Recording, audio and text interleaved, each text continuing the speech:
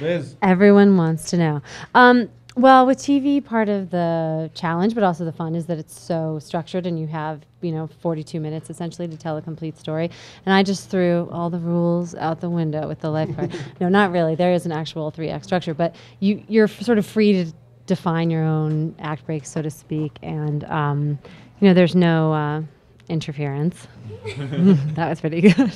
I really liked our commitment to that bit, guys. But it's a story centering around a girl who feels a bit stuck in her life and is extremely unhappy and sort of can't make the decision as to where her adolescence ends and her adulthood begins, and decides to move back home and takes her high school job as a lifeguard and makes a series of bad decisions, one of which involves a very dangerous relationship she takes up with a young man from the town. I think it's more of like a human drama, I mean, I think ultimately the story, all of the stories that are in the movie, because there's several stories in the film, are really just one of the most sort of fundamentally relatable themes that you could sort of really talk about in film. I mean, I think probably all of us in this room have arrived at a certain point in our lives where we feel kind of stuck. We're a little scared to sort of move forward, and we sort of long for the days of the past where things were slightly more easy. And most of us have probably taken a few steps back at that point, and that's really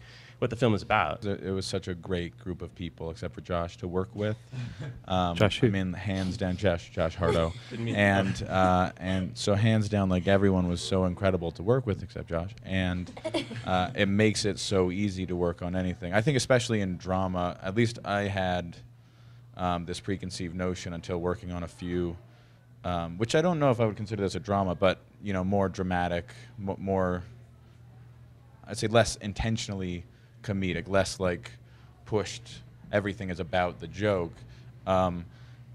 Started working on movies like this, that I realized that it's a lot less stuffy than I had thought. It really does depend on the people. I'm starting she calls it a religion, I call it a cult. What we're doing really is just trying to change the world for what I call the better. Some people don't agree with me. But we will change the world, however it happens. It's a raw fish diet, primarily trout, and it's only 6 days a week, so you get whatever you want on Sundays, because that is still God's day.